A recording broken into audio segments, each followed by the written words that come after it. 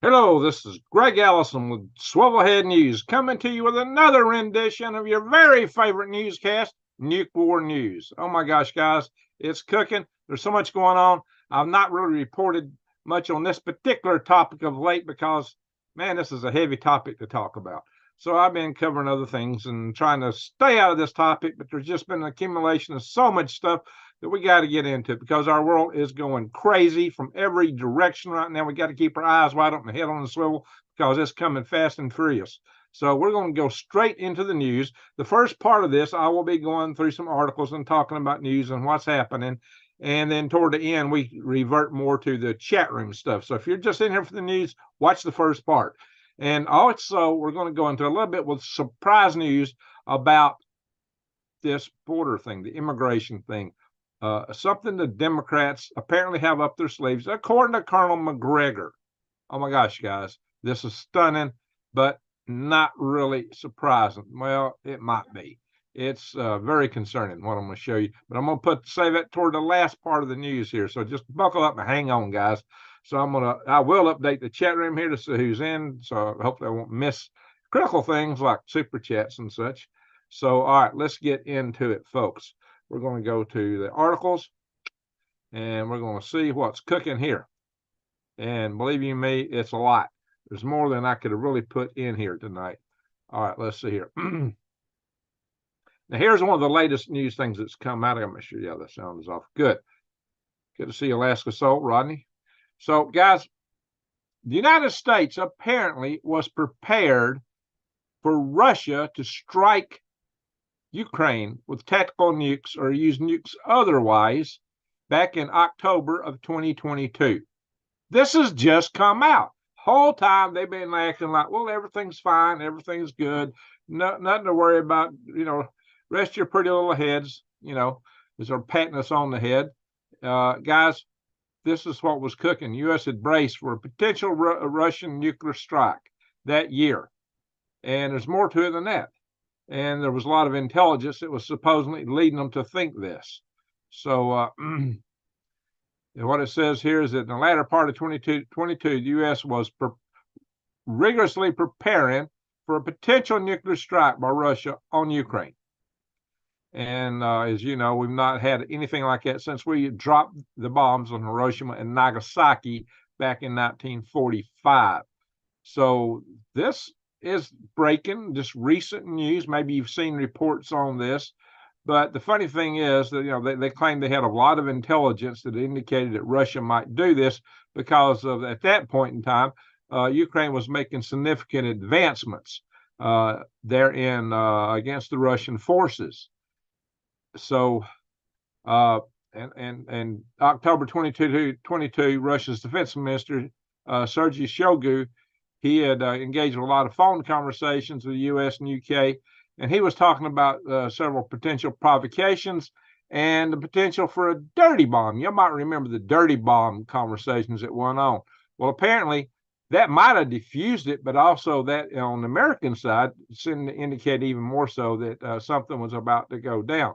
And maybe there was a plan for something, and it's possible that maybe the United States had something up its sleeve and that diffused that. I don't know. But apparently we were prepared at that point for a nuclear war. And the whole time we were pushing the envelope. We were poking the bear as we were getting ready for a nuclear war. Yeah, I mean, guys, I don't know. This stuff just don't even make sense. What will our leaders lead us into? Anyway. And on top of this, a Russian weather forecaster just came out and said the weather is just fine for nuclear war. It's the perfect weather for a nuclear war. Zippity-doo-dah, zippity-yay. We're going to have a nuclear war today.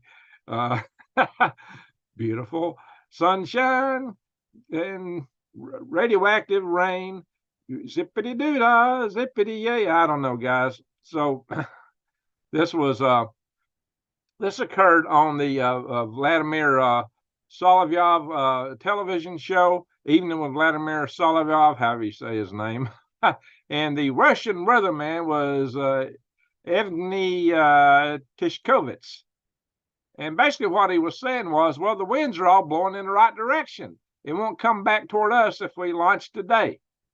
And he said, to give it a more direct quote, he says, most importantly, you should know, you should clearly say how our missiles can precisely strike NATO targets and the weather won't get in the way. Despite the challenging meteorological conditions, the missiles reached their targets and the Everguard struck. Paris is on fire. You know, he was saying, you know, this is what kind of stuff. Oh, that's what Sullivan said.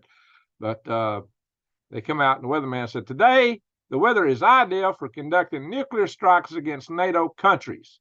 Yeah, that's how he responded. Sullivan said the other statement. Anyway, he said the air currents are directed in non-traditional ways from the west to the east, not from the west to the east, but from the east to the west. The radioactive clouds will travel toward those countries that are sending arms and mercenaries to fight against our army. But here's the scarier thing he said. The deaths of our guys shouldn't be the price of victory. The death of our guys shouldn't be the price of victory. That's kind of weird. We should move up to a higher level of escalation. We should move up to a higher level of escalation. Now, this is just madness. Are they normalizing nuclear war? I mean, all these threats, all this stuff. We never saw this back in the Cold War. We never had all this talk of tossing nukes around like this. This is so haphazard, so reckless, in my humble opinion. But they've been claiming this and then talking about these threats due to the idea that we might put troops on the ground over there, or that we might have nukes in northern Eastern Europe. So these are all red lines that, as recently has been explained by Russia, if we do these things. But here we are with the Prime Minister Polish Foreign Minister, how you say his name? Radek Zirkorski. No, it's not. It's almost like the helicopter, but it's not the helicopter name. It's Zikorsky, almost the same. He was saying that, hey, what French President Macaroni was claiming about putting troops on the ground is not unthinkable. So, in fact, he was applauding. He was applauding French President Macaroni for making those kind of statements.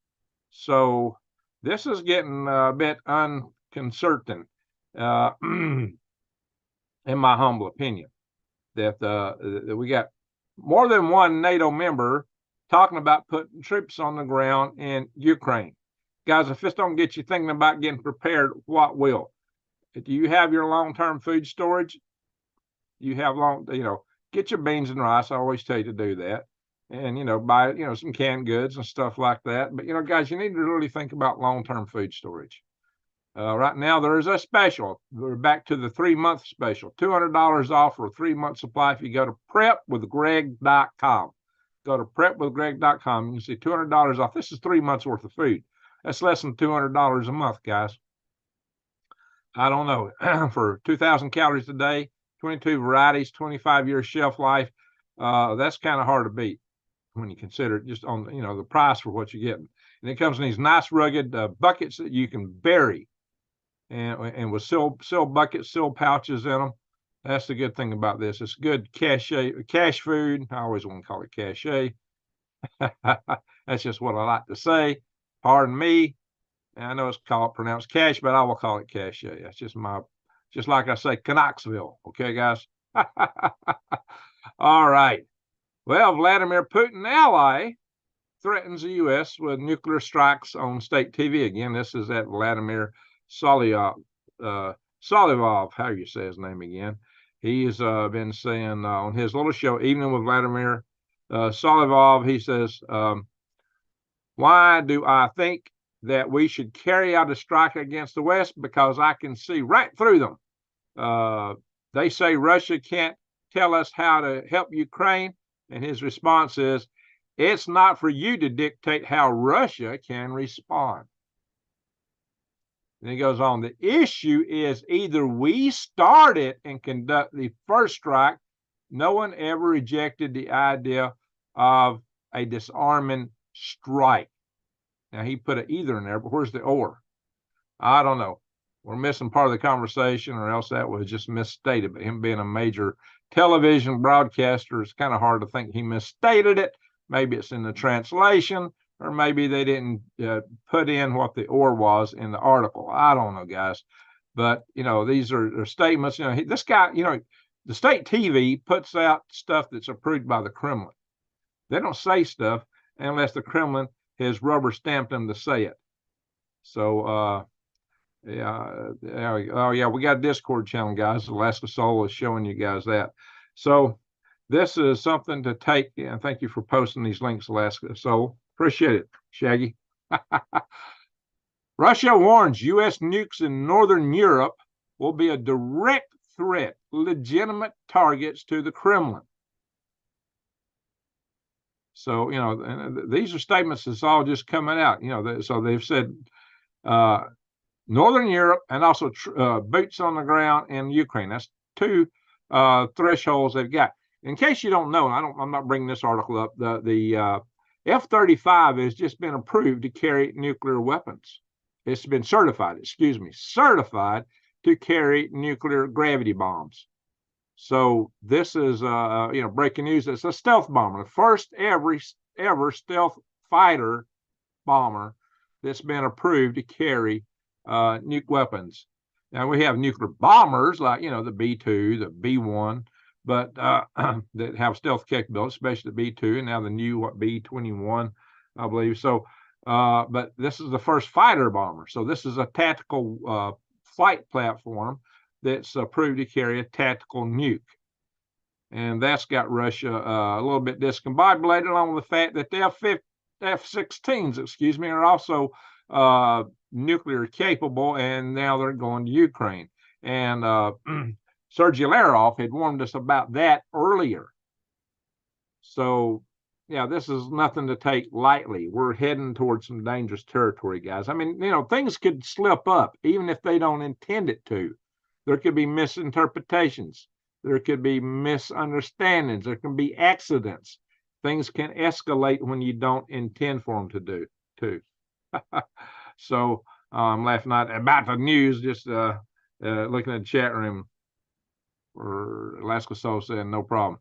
All right, guys. So no, this ain't a funny matter, guys. What I'm covering here in the news. So Russia prepares for a long-term standoff in the Baltic, according to Lithuania. Lithuania is really concerned that Russians are going to move against the Baltic states. They're quite concerned, you know, mainly because the Baltic states are, you know, they're not that big. Their forces aren't that big, and logistically, it's a little bit more difficult for NATO to get in there and resupply them. Of course, now that all the Nordic nations are in NATO, it makes the Baltic Sea kind of a NATO sea, with the exception of Kaliningrad. So that might make it easier to supply these Baltic states. But there's another article, which I'm not bringing up tonight, which basically claimed the Lithuanian or some of the Baltic countries were claiming that they would win in a war against Russia, but their countries would be utterly destroyed. So your country's going to be utterly destroyed, but you'll win. That's a pretty bleak prospect. I don't know, guys. I'm kind of with the whole notion that not another penny for Ukraine. That's where I'm at. For other reasons. You know, not to mention their intelligence, according to some sources, were behind a hit plot on our lead journalist in America, Tucker Carlson. So, you know, if Ukraine would back that, then why would we want to send any more money over there? I don't know, guys. This whole thing is just disgusting. But that's not the only hot spot in the world. One of the hot spots I was reporting to you guys 2 or 3 years ago was between China and India. Well, now India is sending 10,000 troops to the border to counter the buildup from China over there. China is being aggressive on all points, all around their borders, and the Southeast Asian Sea. So they're pushing everywhere. Thank you, Michelle, for sharing those links. And also, Michelle, thank you for sending me the super chat. Was it yesterday, day before yesterday? Last time I did a live session, yeah, day before yesterday, on through the Green Greg's YouTube, through my greengregs.com website. Now I got a donate button. That's the way she prefers to send. So I appreciate that. She did it earlier in the day. So thank you. Salute to Michelle. So she's in the chat room now. All righty, guys, let's move on. This is a real, we could really have a war between India and China. They're both members of BRICS, which is interesting. China is not in love with, India is not in love with China or vice versa, but India is pretty tight with Russia. So it's an odd alliance. It's an odd alliance in BRICS. It's more of an economic alliance against the dollar than anything else. So our dollar is in trouble. Maybe why you want to go to defythegrid.com and use the code GreenGregs to get 1% off on some gold backs. But anyway, that's another story. So, new book reveals China's disintegration warfare against the United States. Guys, this is just everything they're doing to bring this country down. And it's quite a bit, including, this book, Blood Money, Why the Powerful Turn a Blind Eye While China basically does in Americans. I'm not going to use that word because the AI bots listen for me saying certain things. So let's just be careful here. But this report has 939 endnotes, and it's talking about how the Chinese corporations that are connected with the CCP are working directly with Mexican cartels and and pushing fentanyl across the border and other things. It's not just that, it's a lot of other stuff. This is mainly focusing on the fentanyl aspect of it.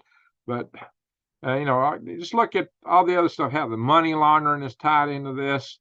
A lot of stuff. Chinese banks are tied in with it. So it's not just, a few companies, rogue companies making fentanyl in China. It's a lot broader, a lot bigger.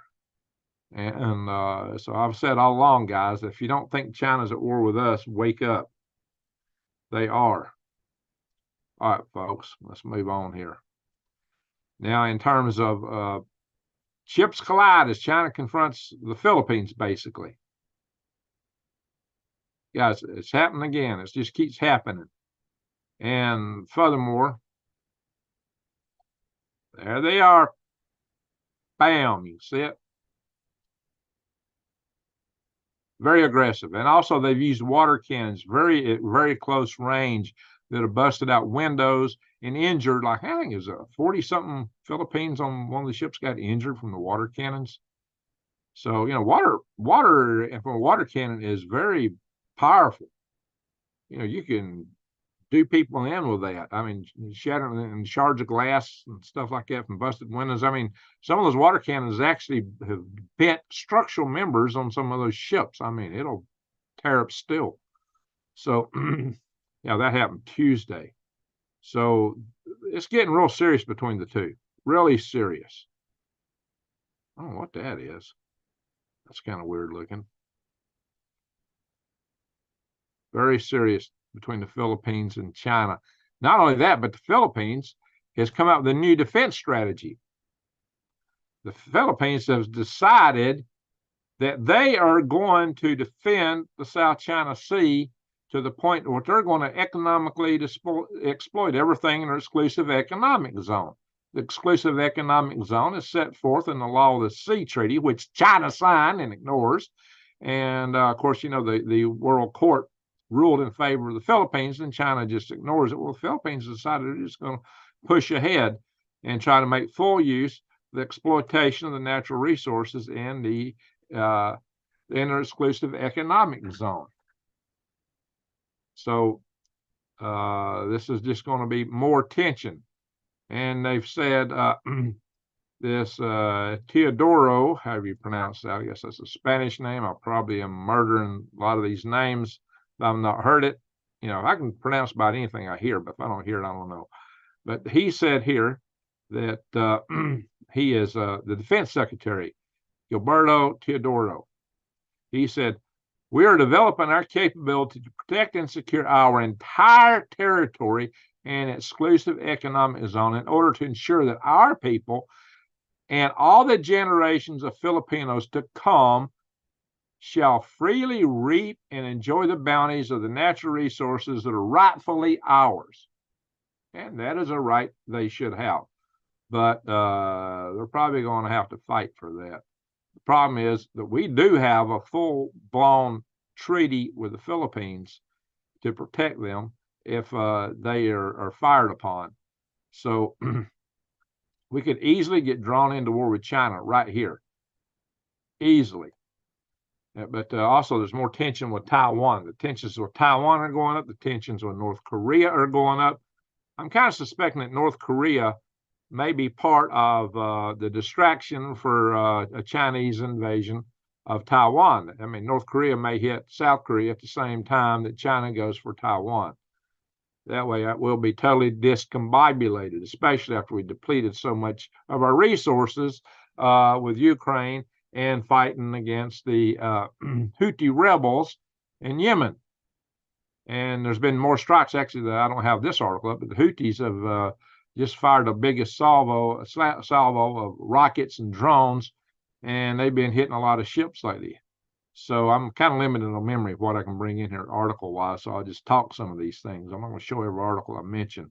And I'm not going to agree with every article I bring up necessarily, but I'm just showing you guys kind of what's happening in the world, what's happening in the news.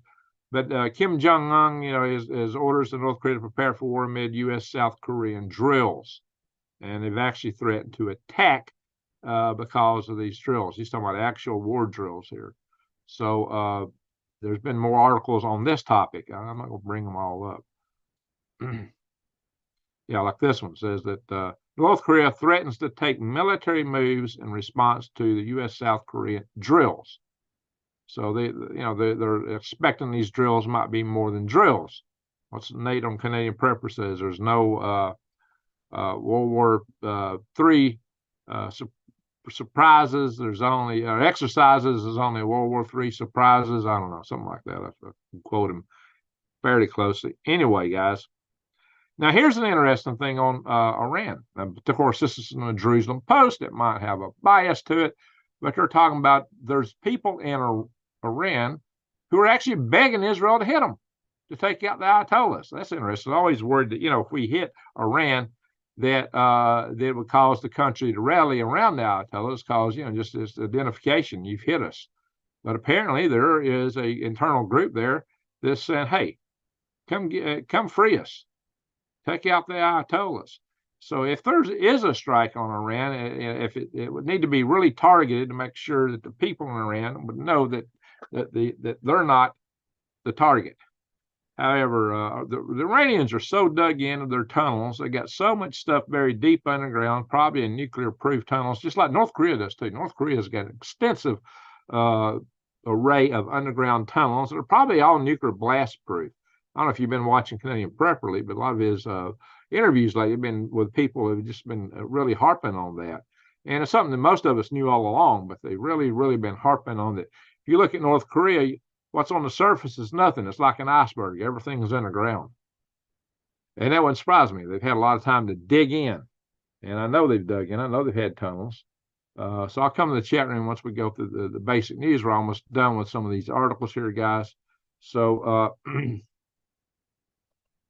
this is talking about the Houthis hit this ship carrying 21,000 tons of fertilizer. And they're talking about it causing a major environmental crisis in the Red Sea with all the fertilizer, but Houthis don't care about that.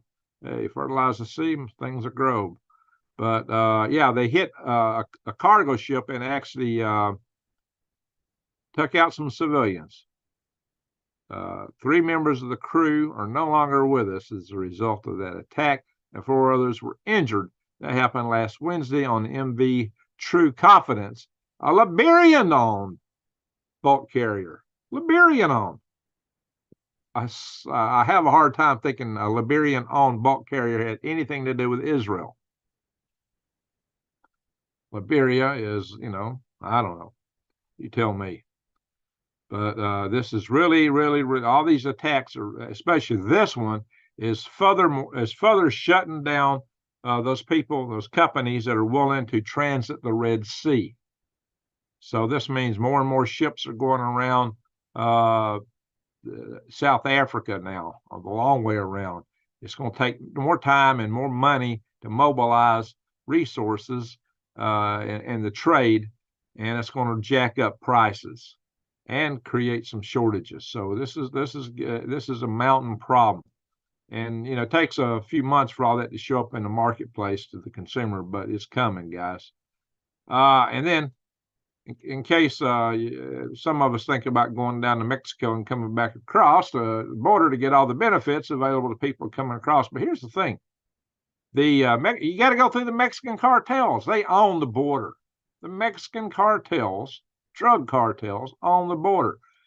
There were some guys who tried to come up to the border with Uber drivers, and the cartels opened fire on them. As they're saying, no, you want to come to the United States, you go through us. Go through us. You got to pay us $8,000, and we'll smuggle you through, and we'll rob you and rape you if you're good looking enough on the way in. That's what they do. They rob people, and they rape the women and extort them for $8,000, in which they're going to be hard pressed to pay for. So when they get on the other side, they got to pay back the cartel, and a lot of them do it through what trade. So it's a sad situation, this border being open as it is, in the way that it is open. It just it puts more profit in the pockets of the cartels that are also shipping fentanyl across the border and smuggling undesirables in. I mean, they send the big crowds across over here. Then their key people, so what I got them watching the birdie over here, and the Custom Border Patrol all tied up with this huge horde coming across one place. They're slipping in the high-powered agents and stuff through another avenue. That's what they do. Watch the birdie when they slip in the dangerous guys somewhere else. So, yeah, like their own members, perhaps members of sleeper cells. Yeah, they don't come in usually with the big crowds. Not usually.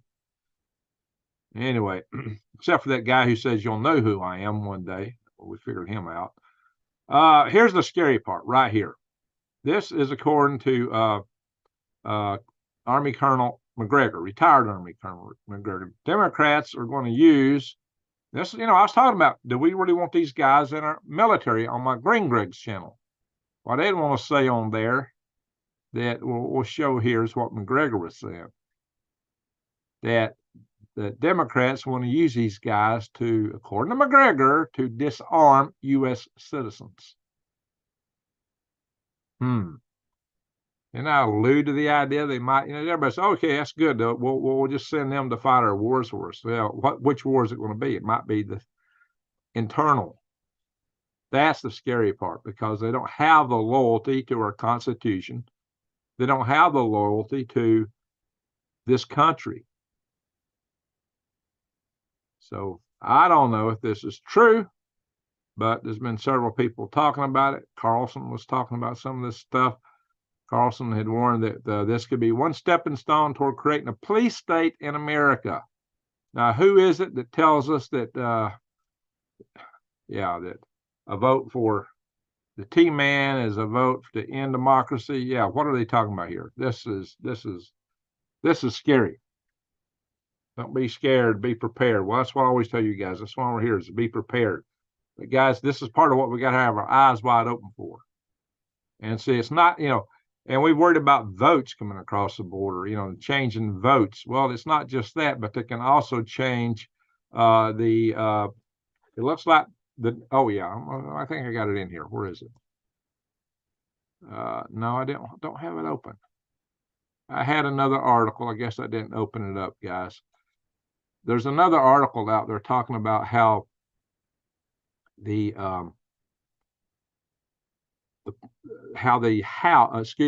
House put forth a bill. Thought I had that in here. The House put forth, maybe I did, maybe it's over here.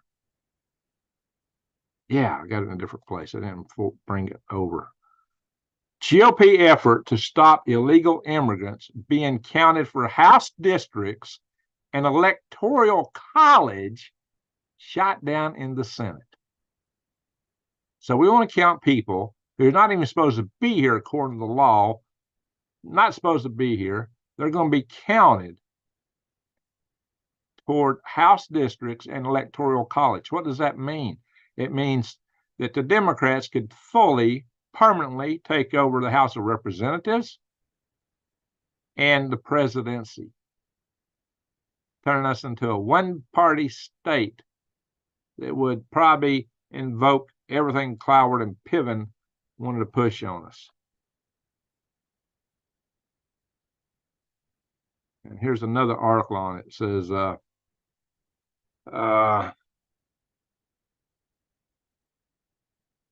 if you think that the motives for the crime that's taking place at our southern border, that's what the Democrats are trying to do. It's a sheer power grab. That's what it's saying. It's a sheer power grab. And this is why they would tolerate this carnage and mayhem that we're experiencing as a result of it. A sheer power grab. I don't know, guys. That's probably the most scary part of the whole thing. Well, that and this are both things to be concerned with. I mean, you know, the reason the South seceded from the Union in the War of Northern Aggression, as I refer to it, had to do with the idea that they would never again be able to have any sway in the choosing the president of the United States, at least not for a long time. And so we're at kind of level like that between now the red states and the blue states. The blue states would have a permanent upper hand. And so they would tell you, no more freedom of speech, no more, look what they're already trying to do. Limit our First Amendment, our Second Amendment, our Fourth Amendment, big state, big Uncle Sam. Yeah, guys, big brother, big time, big brother. I don't know, guys, this is, I don't know if we can hold this country together if it's going down that road. Texit will take a lot of popularity, and if Texas goes, I'm sure that many red states would follow. So let's hope that it don't come to that, but right now things are looking rough. Climate crisis 247. Well, they're saying we're running out of electricity. Well, it didn't help it. They shut down all the coal-fired plants. Running out of electricity. You know, they're saying that we're not going to have enough power to run AI next year. 2025, according to Elon Musk, we won't have enough power to run the AI. Not to mention all the electric cars. Our grid is getting old. But the demands on the grid are increasing very rapidly. Of course, we're bringing a lot of new people in this country too, which just puts more demand on it, right? Anyway, guys, it's something to behold. Anyway. Running out of electricity. And what else? Oops! Electric cars pollute more than gas cars, according to the study. Then why are we going electric?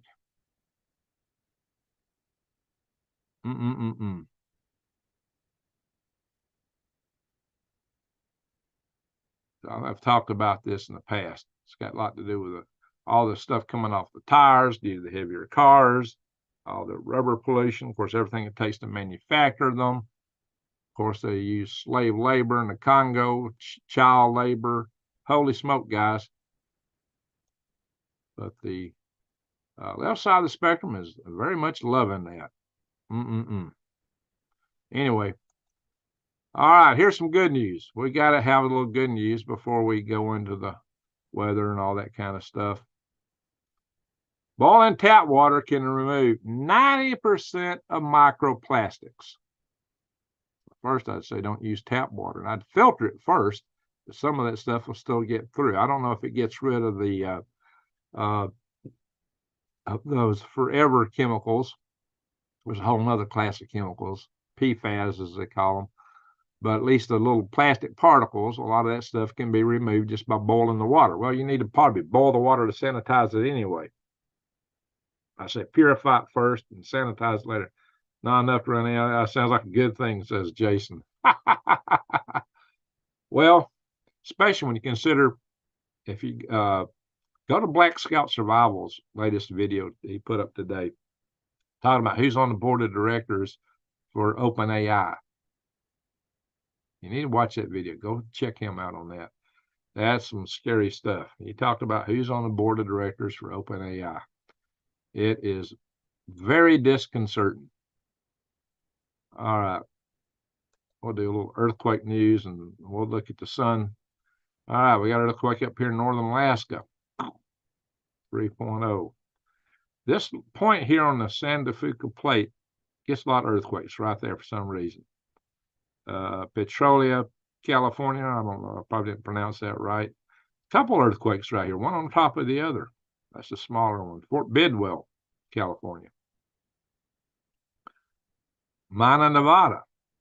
Now we got 3 down here in Texas, right here between New Mexico, Texas borders. That's probably New Mexico right there. Yep. Atoka, New Mexico, 2.5. This is probably Texas. Yeah, Toya, Texas. We see a lot of them there, 2.5. This is a little east where we normally see them. Midland, Texas. I had a friend made to Midland, Texas. And let's just like Costa Rica. What's that? Oh, 5.0. Costa Rica and Nicaragua both have a lot of earthquakes. And of course, the Puerto Ricans are dancing hard as they usually do. So we get a lot of shaking going on there. This looks like to be in the Virgin Islands. Where's that at? Yep. Cruz Bay, U.S. Virgin Islands. That was Arecibo. That's where the big telescope was. And Puerto Rico. Well, that's in the Dominican Republic. Okay. All right. So a lot of shaking going down there. Whoa, what happened? Oh, I went out. Let me go back in. Boing. Down here, Papua New Guinea is popping. Timor got a 5.1. This is a pretty big one down here. 5.0. And right here, Togo region, Fiji. Okay, Fiji. All right. Turkey's got a couple of earthquakes. 4.8 and what's that one? 4.1. Kamchatka Peninsula's got something popping up there. 4.3. And off Japan, 4.8. And the Izu Islands. Anyway, guys, space weather. We'll look at that real quick. We'll look at the chat room before we go into the regular weather.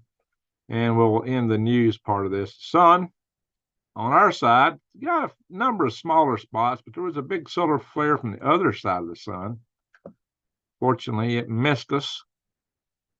That's the good news for us. You can see a big flare being kicked off here, headed toward Mercury, they said. Aimed at Mercury, poor Mercury. Glad we don't have anybody on there right now. Got some pretty good auroras. Is up at Fort Greeley, you'd see them. I don't know, maybe Arnold Smith can see some auroras. Arnold, can you see anything? Asteroids. Nothing coming between the Earth and the Moon that we know of coming up, so nothing we know of that's going to be a threat to us there. And on weather, snow on the east and west. Wokistans are getting it, and a little bit interior from Wokistan. That's not Wokistan there at all. West Wokistan is here. East Wokistan is right over here. All right, guys, I'm going to stop the share for a bit. We'll come back to the weather and go through things, but the news-oriented folks that watch in the morning with their coffee may not want to see all that. If y'all want to stick around, that's good, but we're going to spend a little time with the chat room here because they're the ones that pay the bills. Since I get so much demonetized over here. All righty, folks, let's go through the chat room. So see what everybody's got to say in here. I will scroll up to the top. And Nanny Anderson was the first comment. Hey, hello to you. Ask us so sending the live out. Okay. Everybody saying hi. And Arnold Smith got the chicken number 1 tonight. All right, very good. So I'm good. Haha. I called Greg going live an hour in advance. Really? An hour in advance? How did you know that? Well, I did say I was going to try to go live tonight. And I've managed. Hey, we got Jesse Mills here from Northeast Arizona. Very good to see you, buddy. Yeah, he is not too far from where I'm heading. My place out there. And he took me to dinner one night over there up in Sholo. Real nice steak restaurant. Donate directly to Greg. Thank you, Michelle, for showing that link. I'll check my email a little bit, see if anything's come through tonight on that. Alaska Soul and Rodney sharing a lot of links. Appreciate that. Surprised New Days hasn't joined us yet. Maybe she has. Maybe just hadn't seen it yet. Thank you for sharing those links there, Michelle. T-92 destroyed our M1s. Oh my gosh. Wow. That's amazing. I wouldn't have thought they could have pulled that off. Our M1 is a very capable tank, but it's also very sensitive. It's got to have a lot of support, and those turbines are sensitive to dust. I know that we were worried about them when we were talking about putting them in the desert. I suppose they fixed a lot of those issues, but I've seen the M1 video of it on a rotating turn where they had the tank sitting on a platform that was rotating, and all the corners were being elevated like this, and the whole time the gun stayed dead on level, shooting at a target. And that was like 25, 30 years ago. I suppose they've done several upgrades since then. I was involved in some of the upgrades. I did some of the engineering for the test program sets that tested the line replaceable units in the M1 tank. So that's one of the jobs I've had. I worked the M1 tank on a couple of different occasions in my life. John Baxter, morning Swivellers. Yes, sir. Good to see you. Lord Dragon Red, this is extremely important to identify the lithium-ion battery risk. I mentioned that.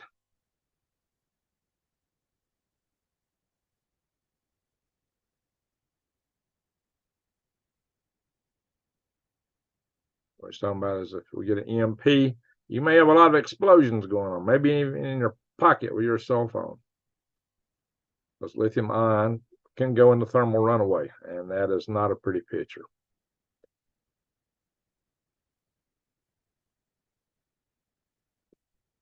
Lord Dragon the Red, I did talk about that.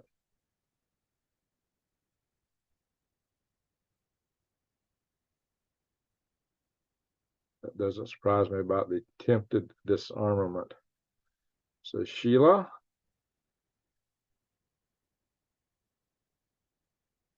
Thank you for pointing that out, Michelle. Michelle, we need men like retire. Yeah, McGregor in charge of the military. Yeah, too bad he's retired, right? A real draft silly way to build a battery, putting loads of AA size batteries together. One battery blows it. Yeah, it's called the thermal runaway causes failure propagation because it can take out the adjacent cells. There are a lot of things you can do to mitigate that using heat absorbent materials, or you can put fusible links between each cell that would at least keep the current from going into that. There's internal protections you can put in the cells, but none of those are guaranteed. None of those are guaranteed to stop it. They help mitigate the risk of thermal runaway, but they don't stop it. There's various protective devices called the PTC, the CID, that can be part of the cell design, but they don't stop it. I mean, a lithium-ion battery can go off just sitting on a shelf because dendrites can form in it. You don't have to do anything. Dendrites, if they puncture the separator membrane between the anode and cathode, they can cause an internal short circuit. Now, or if you overheat the battery, you can put a little heater element on and test them and go thermal runaway. Excess current can put them into thermal runaway. Improper charging and discharging can cause the dendrites to grow also. And there can also be FOD inside the cells. That's FOD is foreign object debris. And a lot of times it just comes from manufacturing. You get little bitty shavings and chips of stuff that could cause a short between the anode and the cathode. I might do a locate, isolate, and insulate. Yeah, there's problem is when you buy something, it may not be, you get what you get. It may not have the correct protective features in it. And even if you do have them, there's still risk. There's still risk with those things. They are developing new battery technology like solid state batteries, which have a solid electrolyte that gets around. They don't have those kind of problems, but they're not out there in great numbers yet. We're still using that lithium-ion battery, so they're not pretty. I don't like them. All roads lead to Rome. Yeah, all roads lead to the house of Klaus if they get their way. Buying all hundreds of pounds worth of flowers because you think you're going to sit in your garden in summer and get drunk. What? These people are dangerously stupid. Buying hundreds of pounds of flowers. Man, you might want a few. Just some flowers actually, like marigolds, they discourage insects in the garden. Insects hate the smell of marigolds. There's a few other flowers that are good for that too. You might want to intermix in your garden, but just a garden of flowers only. Yeah, a lot of people grow. They do flower gardens. You need to be growing food. You seriously need to be growing food, and lots of it, folks. For that reason, hey, seeds are going to be worth more than gold. I've been planning to do a video just on that on Green Greg's channel. Seeds are going to be worth more than gold. That's a topic I need to cover on one of my walkabouts. But yeah, so check out my links to True Leaf Market and Eden Brothers. Check out True Leaf Market and Eden Brothers, guys, and use the links I provide. You can get heirloom seeds there. The beauty of heirloom seeds is that when you grow the fruit, the vegetable, and harvest the seeds from it, you get the exact same fruit and vegetable back. If you keep using the same seeds over and over in your area, that plant will acclimate to your growing conditions and do better over time. So that's the way to do it. That's why you want heirloom seeds instead of buying your seeds every year from a store. They'll never acclimate that way, but you'll get better produce if you start with heirloom seeds and then harvest the seeds and reuse them year after year. And besides, chances are if the grid goes down, you're not going to be able to go to the store and get anything. So you better learn techniques for composting and have worms. I'm shutting down my worm cells, but I will make. I think I'm going to see if I got a friend. I think I can set up an affiliate marketing arrangement with. We've talked about it in the past, but we've not hammered out the deal yet, how that would work. So I got to get a hold of her. I thought about calling her today, but if she was like me, today would have been a big worm running day, so she can ship on Mondays. Mondays will be a big shipping day, so I might call her Tuesday. See if I can set this up. So Jeremiah noticed the Civil War movie. Hang on, where'd it go? Dadgummit. What happened? I was reading a comment and it jumped way off. What happened? Yeah. I just touch the screen and scroll a little bit and it goes, whoop! I'm trying to read a comment. Yeah. Where did it go? Did it jump that much? Let's see here. A channel I watch compared AI to the beast of Revelations. We know in Revelations, the Antichrist creates a robot, basically a statue, makes it talk. In ancient Israeli philosophy, they would call that a golem, but a talking statue. Well, look at the robotics we're coming out with. Yeah, they're going to be talking. Connected to AI, bing, there it is. There it is. I always thought it was interesting that Darth Vader is a kid in the Star Wars series, builds C-3PO. C-3PO was created by Darth Vader as a kid. That's kind of weird. Anakin Walker or whatever. But, that's kind of an allusion to the Antichrist, I thought.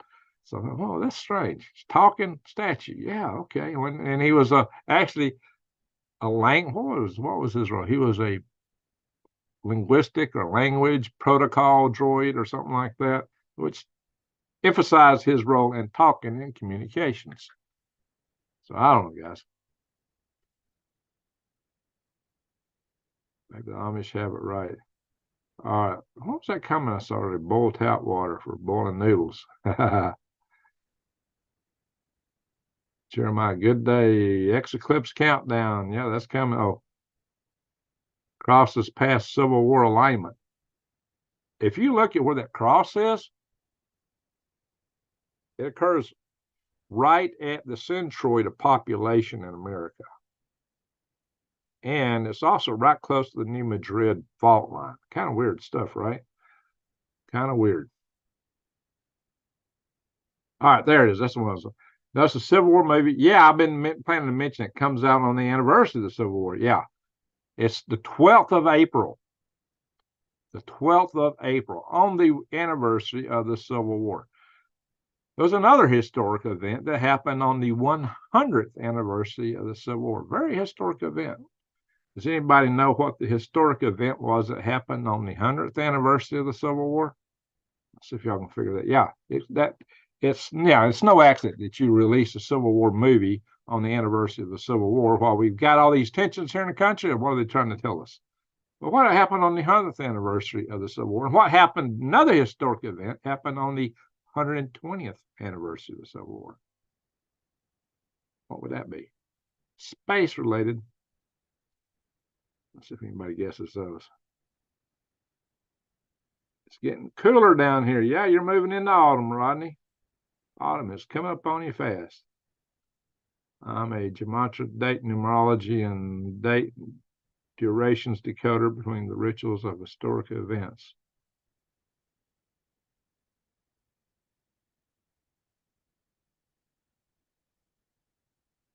Yeah, the last flares on the backside. Well, we're lucky. We're lucky. Some of the biggest ones have been happening on the other side. It's just a matter of time till they're coming at us on this side. I suggest you make a checklist of things to do in it hits the fan event, because once it happens, you'll go into panic mode. Well, the whole purpose of my channel here is don't be scared, be prepared. The more prepared you are, the less likely you are to panic. I also tell you to never panic. I've seen other YouTubers that will tell you, don't panic now. I'll tell you when to panic. I don't ever say that. You don't hear that coming from me. I'll never say panic, because when you panic, you lose your head. And when you lose your head, you might actually lose your head because you're not thinking. And this thing, but this little right in here is the most powerful tool or weapon that you have, either one.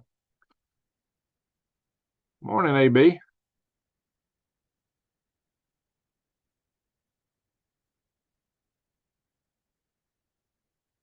Nonprofit ad campaign. Well, we need some testing, Lord Dragon the Red. We need some testing on that. Yeah, checklist would definitely be helpful for a lot of people. I say have all your preps ready ahead of time as much as possible. And also plans for what you're going to do. Plans for your family. Where do you rally? What do you do?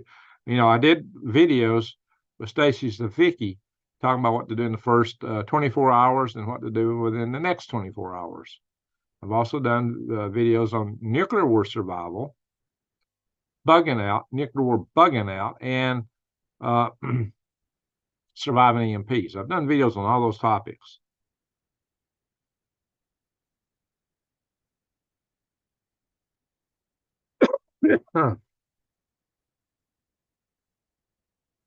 War riffles look and are arranged differently than peacetime plunking. Yeah, that's true.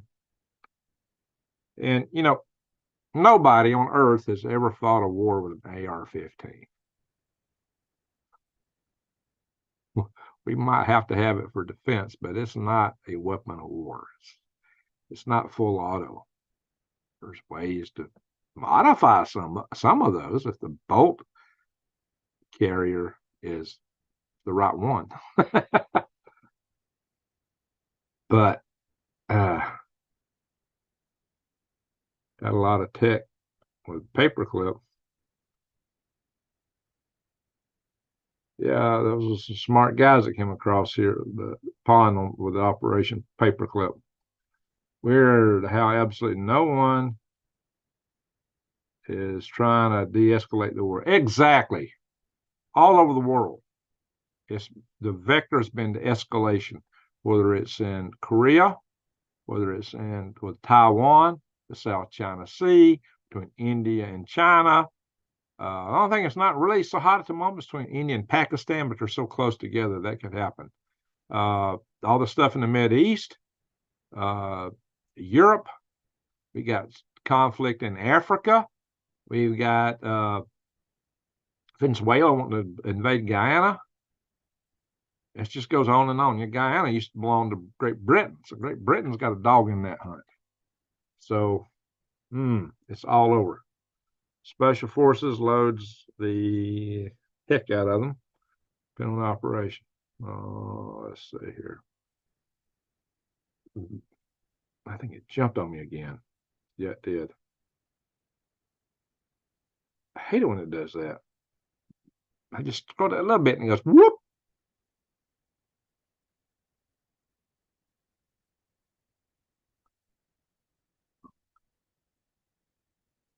Special Forces are Hollywood. Well, I don't know. When I was at Fort Bragg, the unit right next to us was the Green Berets. It was right next door to me, and I had a lot of friends that were in the Green Beret. And we trained on the same training grounds they trained on. That's where we did our PT, a lot of it. The exact same training grounds the Green Beret used. In fact, they had a big monument there from John Wayne. John Wayne donated a monument to them, when he made that movie, The Green Berets. It was right there, next to where my unit was. Fort Bragg. It's always Fort Bragg to me. Every sheriff was just given a blackout document. Oh, you got a copy of it? Yeah, I've been hearing a bunch of stuff about blackout. I'd be interested in seeing that. Jeremiah. People's building gardens for sure vanity was my point. Yeah. Well, a lot of people gardening. Well, most farmers don't even garden anymore. Most people living in rural areas that aren't, okay, there are a lot of farms, but most farms rent their land out to farmers who farm, maybe a few thousand acres. You have to pay for these multi-million-dollar tractors these days. They've got to be operating at scale. But those guys are just growing commercial crops. Some of the farmers don't even own any land. They just got a big tractor barn and no land of appreciable amount. They got big tractor barns. I know somebody down the road here, big tractor barns on a little lot. I've seen a couple of cases of that. Most of the time they're landowners, but they rent a lot of land. And, most of the old family farms where they used to farm it, they're renting it out. And if you go look, none of them are growing gardens. Almost none of them. Very few. And when they do garden, they're typically buying their seeds and fertilizer and pesticides and herbicides every year from the local stores. That's not sustainable. Agriculture itself is not sustainable. Grid down, a lot of people in the country are going to be starving. They're going to be among the zombies going around, the folks out of the city, beating down doors, hunting something to eat. Protocol droid. Exactly, Arthur. Special Forces trap.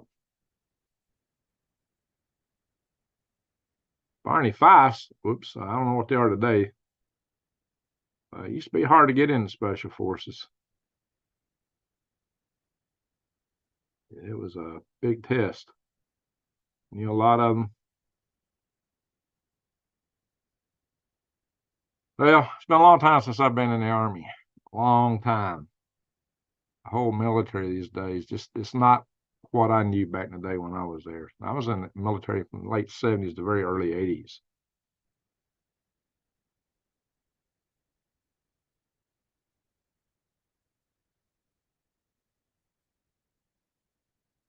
Yeah, there's lithium-ion batteries and all kinds of devices. That's what Lord Dragon is. They're everywhere. They're ubiquitous.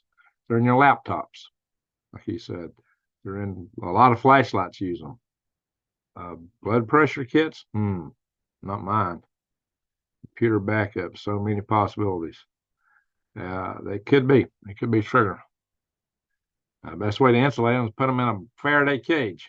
But, it's all these devices you're using every day. Anniversary of the 1964 Alaska megaquake's coming up this month. Oh, okay. Yeah, that was I used to work for a sergeant. He was a he was a master sergeant that I used to work for. Wells was his last name. Was this Clyde Wells? He's probably passed away long ago. He had like a dozen kids. But he was sitting in a bar in downtown Anchorage when that earthquake started. It was a Good Friday earthquake, I believe. He was sitting in a bar and he thought he was pretty drunk. And he fell off the bar stool. He thought it was because he was too drunk. And he turned around and looked, in the street right across from him, the street dropped. The buildings dropped a story or so. He said he got up and he said he never got so sober so quick in his life. Because he was, if you've ever seen the pictures of where the street dropped, and it's like a 1959 Ford, angled like that. He was sitting right across from that when it happened. And I knew other people that were up there when it happened. And one guy told me he saw a woman running with a baby. He said the ground opened up and she fell in it. She thrust her arms up and the ground closed up on her. And her arms were up above the ground holding that baby. It took her out, but the baby survived. Just crazy stuff. I mean, the whole ground up there, everywhere, just was shattered. It was houses were torn asunder. That was the most powerful earthquake in the United States, aside from the ones in 1812 and the New Madrid fault. So that was a horrific earthquake. Jeremiah, they have a method. No power in the dark. You hear screams. What? I just lost that.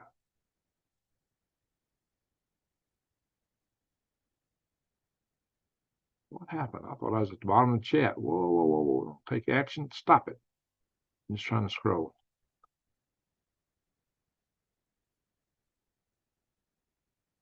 Anniversary, the start of the war, the end of the war.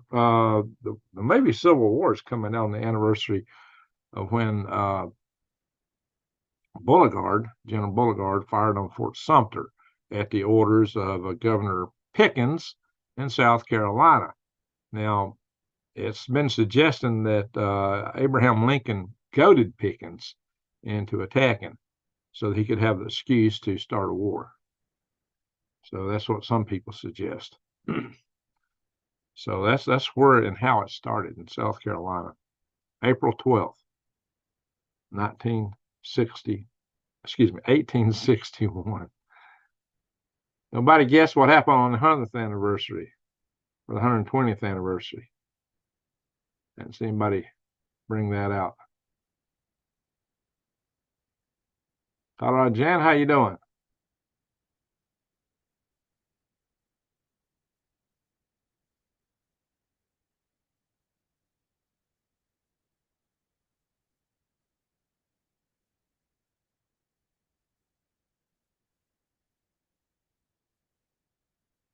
Yeah, well, you got fear, but it don't mean you don't act. Yes, I know war weapons aren't AR-15s. Yeah, well, Larry, you're right. Because I saw some folks got.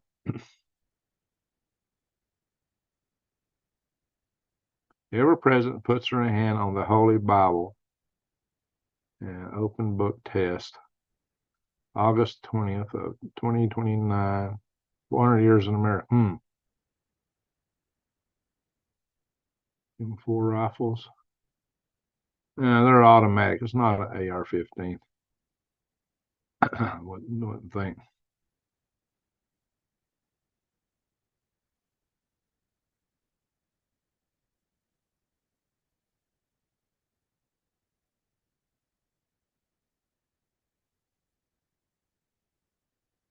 Shoot, I hate it when it jumps. It just keeps jumping on me.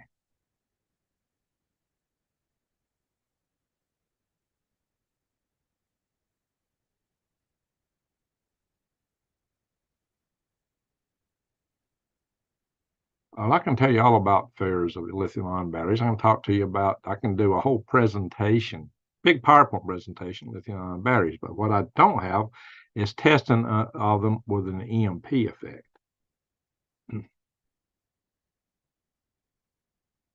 People panic when Facebook's going down. Yeah, they're in for a rude awakening.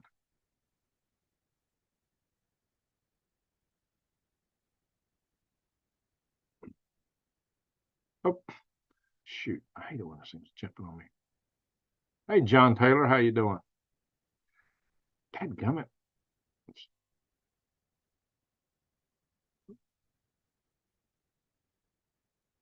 I believe the unit with the highest percentage of washouts is the Delta Force.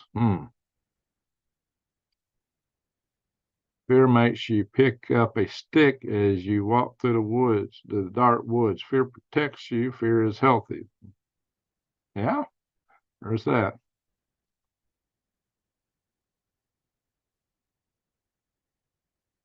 All is a number. I'm out of a city, but Traveler says I'm out of city, but about a mile away from I-20. Oh, but it's one way and one way out location. Traveler, I-20, there's I-20 runs south of me about an hour and a half, almost 2 hours away. I drove a good part of I-20 back a few days ago coming back.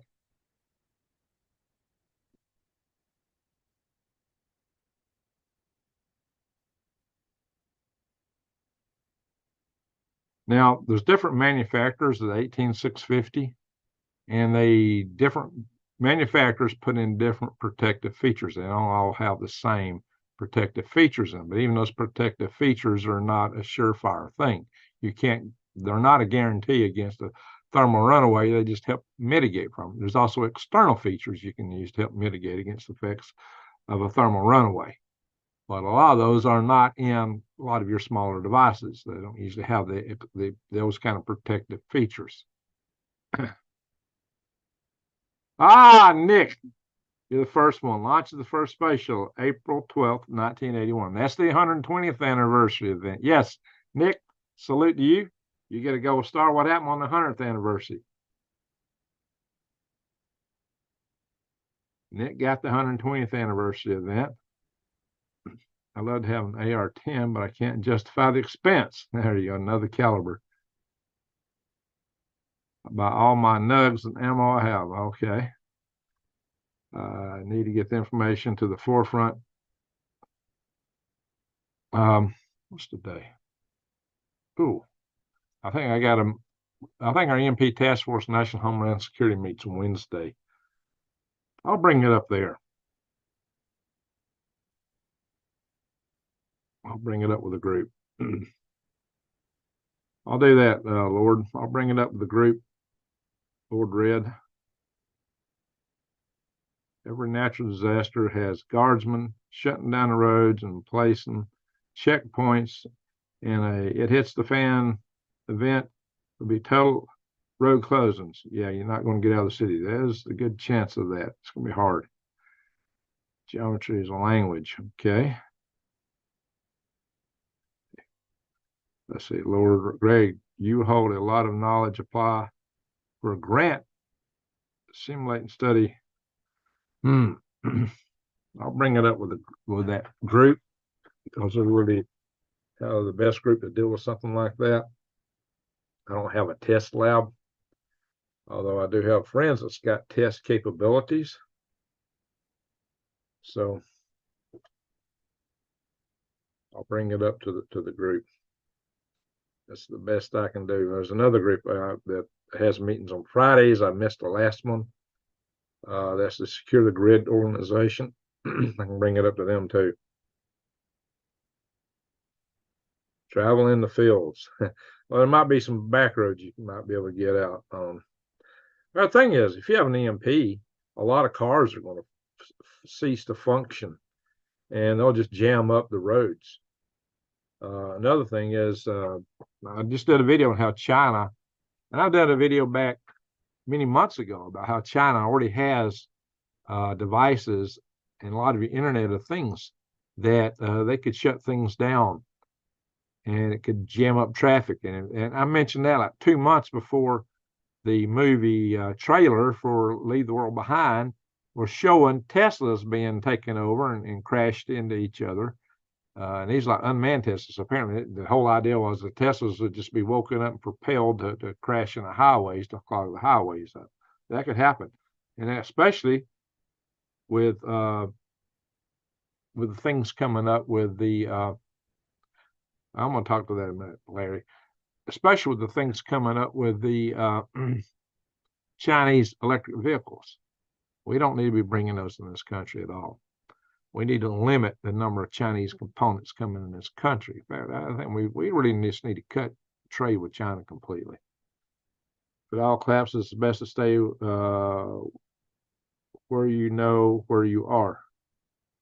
All right. This idea you're not walking out.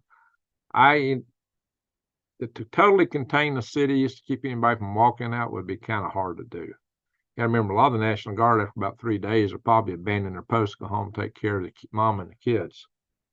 Just like happened in New Orleans with Katrina. A lot of people left their posts to take care of mom and the kids because it was mayhem, chaos. If you think somebody's going to bash the door in back at home, you're going back home.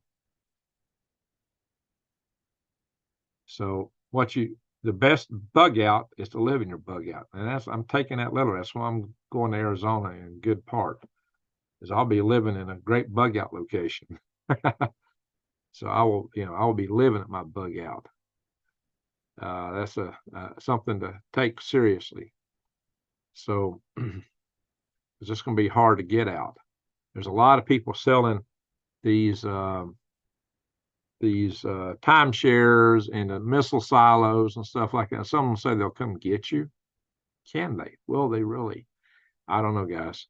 I mean, that'd be something to consider. Some of them are distributed around the country, but I may do a video specifically on that.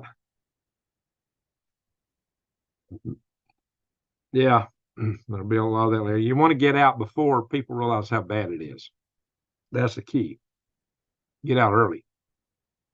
That's why you got to keep your eyes wide open, head on the swivel. So you got the clues to know when to run. But I've told everybody already, I've always been saying I want to get out of the cities. I've been saying that all along. Somebody asked me what was the best advice for prepping in Las Vegas, and I tell them, get out of Las Vegas. Get out, leave the city.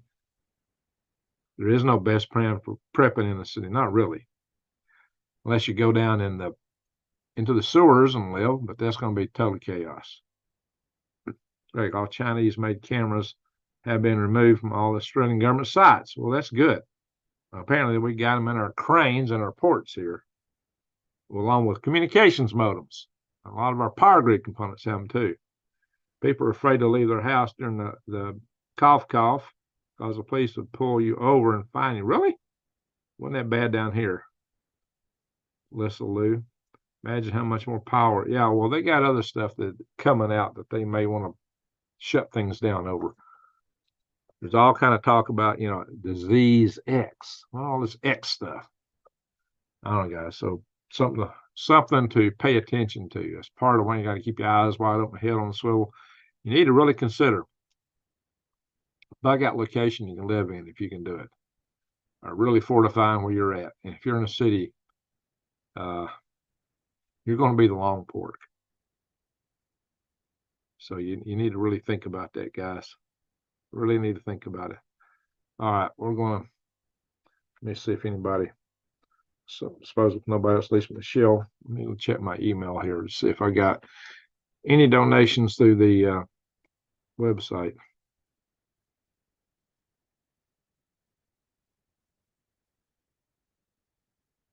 Yes, I did get one.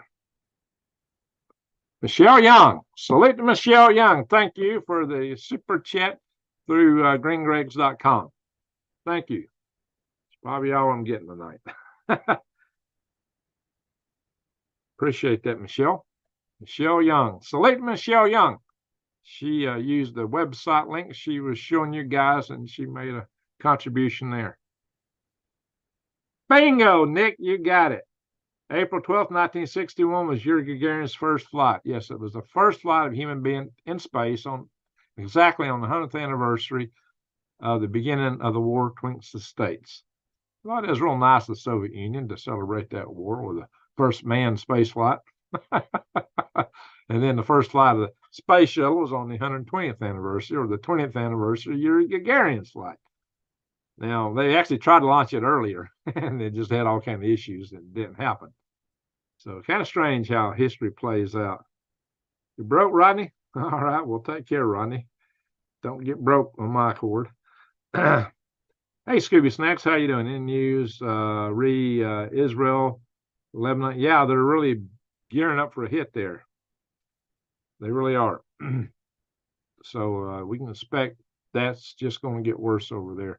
There's a lot of talk about Israel hitting Hezbollah in Lebanon, Syria. Yeah, Michelle gave some really detailed instructions there, how to donate to me directly outside of the YouTube platform. I have literally 92, my name. Okay, well then don't go broke on my cord. I've seen you literally have no income. Oh, you're crippled. That's rough. I don't have any income right now, so that. That's it for right now. I have applied for Social Security, guys, but it'll be 3 months before I see any of that. So, Lord, take care of yourself, Lord Dragon, the Red. So, anyway, yeah, we're in some perilous times. 3:36. Man, they advanced the time on us. They put the daylight savings time in on us. Hey, that snuck up on me yesterday. It certainly did. 80th light. Well, thank you for that. Hey, the least y'all can do is share my videos. This platform, when I first started, that first couple of years, I got a lot of views and I was getting subscribers real fast. My subscription rate was huge. I mean, I was getting gobs of subscribers, and I would notice, how my videos got watched. The lots of it went out through notifications, but now the notifications are they're very, very, very, very little. Because YouTube is not giving people notifications. I mean, I get this from you guys all the time. Well, I didn't get any notification. Yeah, well, that's pretty obvious. I can go back to the historical stats and see the difference. And I think you call that shadow banning. I believe that's a proper word for that. Some of the YouTube outfits out there telling people how to make it on YouTube. Oh, it don't exist. Well, that's because they're not conservative. They don't know what us on the conservative side have to deal with on this platform. I have 8 to 10 months. Yeah, 8 to 10 months. What, Lord Dragon the Red? 8 to 10 months yet. What does that mean? Share my videos, people. Share them. Help me out. That's the best thing you can do. Help me get the word out. Sorry, I missed your birthday. My birthday hadn't happened yet. Oh, because I missed yours. Well, happy birthday, Rochelle. Happy belated birthday. Loads of tomatoes on my indoor plants now. There you go. That's great. Awesome. When I was growing in the greenhouse, I had the big tomato vine. The greenhouse that got destroyed, it grew right across those aquaponic beds. That thing was ginormous, survived the winters in the second year, and then this guy was staying here back there smoking, went and manhandled it, and the whole thing died. It got that tobacco mosaic virus, and it killed it. Disability. Take care, Lord. You said your back was bad. What's the 8 to 10 months, though? What is that? I have 8. You mean it's been 8 to 10 months you've had the disability? Indoor bunker built out of stacked furniture is better than nothing. Amen. And I've talked about that in the video on surviving nuclear war. In fact, my strategy right here, if something happened immediately, would be to put some tables across these desks. And I know I got big water out there. I got a bunch of junk there, and just use the mass around me to show me.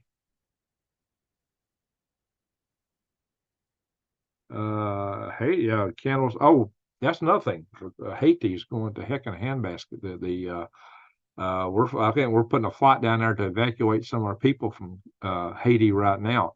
Haiti is imploding. The government is about to cease to exist, and all apparent indications, the gangs are taking over. So you can expect a lot of refugees from Haiti, and some of them will probably be the gang members themselves. I'll probably open the prisons and just send whoever's in them here. And of course, a certain party will gladly welcome them in. Come in, one and all. We don't care who you are, how bad you are, as long as you help our council with Electoral College and seats in the Congress and give us a vote. I don't know, guys. We're in a bad place. We're in a sad place. As long as you can turn the United States permanently blue, so we can go socialist, communist. I don't know, guys. So we can invoke our great new Green Deal, and revoke the first and second and all the entire Bill of Rights. I don't know, guys. It's really, we're in a scary place. We're in a very scary place. I want to build shipping containers and convert them so everyone can afford them. There you go.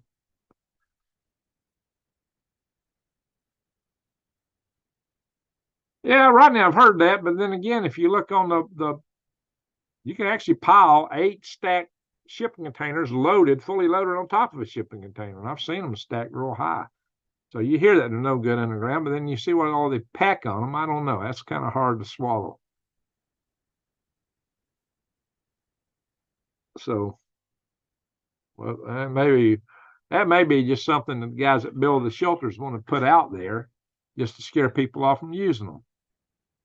I got to wonder about that. If some of the shelter providers have put that out to scare people away from them, because literally shipping containers get stacked one on top of like 8 high on top of each other, loaded, fully loaded with stuff.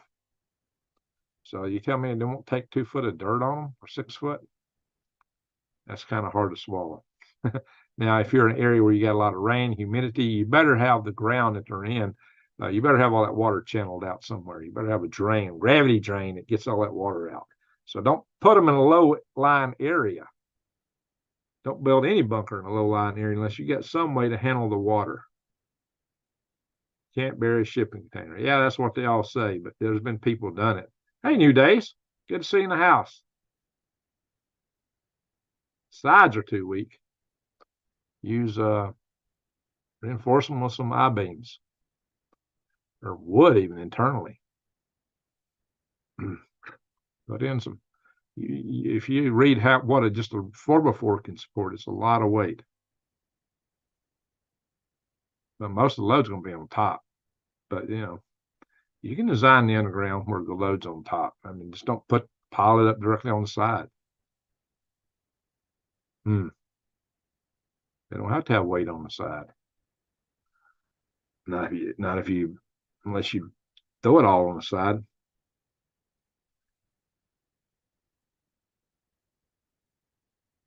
I was thinking about Greg's comment of a 3-month wait for Social Security. It's just assumed I missed his birthday. Oh, well, I'm not full age for Social Security. I won't get the full amount. I do have a birthday coming up, but even then I won't be full age. I'll be a few years shy of that, but I'm in a place where just what I need to do.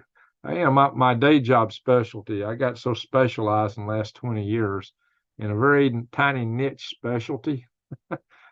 I went online looking for all these jobs, all these companies I hire typically in those areas, and none of them had a job posted anywhere close to what I've been doing the last 20 years.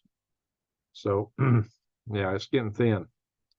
And I was supporting a group that supported JPL, and JPL laid a bunch of people off a few months ago. Jet Propulsion Laboratory. Anyway, guys, everything underground needs to be round. That helps. You got to design for the loads. Always design for loads, static loads in this case. Unless you build with concrete. Well, a lot of people have put those in and put concrete around them with rebar. That's why a lot of people have used them. I've seen people bury buses. This guy's got a whole bunch of buses underground. Whole complex of them. It's been there for a long time. So that's survived a couple of decades as far as I know. You've seen the buses, Larry? Rebuilt the Pentagon and where are the building designs? There you go. That's what I do, but I would probably leave the sides open anyway. Use beams across the top so that you don't have to put load to the sides if you use them. I build with concrete and steel. Okay, Kentucky, ready? Are you ready, Kentucky? Ready? Let's hope you're ready. Noah's Ark, yeah. Hey, Karen, how you doing? Yeah, you can catch it on the rewind. Be a barista-free coffee. All righty. Yeah, I got a little coffee over here. Seen the buses from Doomsday Prepper. Yeah, it's been on several websites too. Snippy. Saying chill out.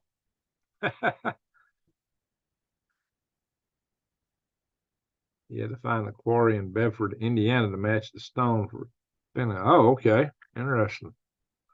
That's another thing. If you dig down in the rocks will carry the weight. But you put stuff in soil, then you get a lot of side pressure. The worst side pressure is from water, hydraulic pressure. If you there's a book called the $50 Underground House book written by Mike Ayler. There's no A in that last name. I don't know how it's pronounced Ayler. It's O-I-L. It looks like Euler or something. Oh, but I was going to build an underground house based on his design, but I'd come up with a concept from our habitat instead, which I'll probably build in Arizona. So I can always learn something here that's useful. Well, thank you, Karen. Appreciate that. All right. I'm going to have to go here in a little bit. Let's do a quick run through the weather.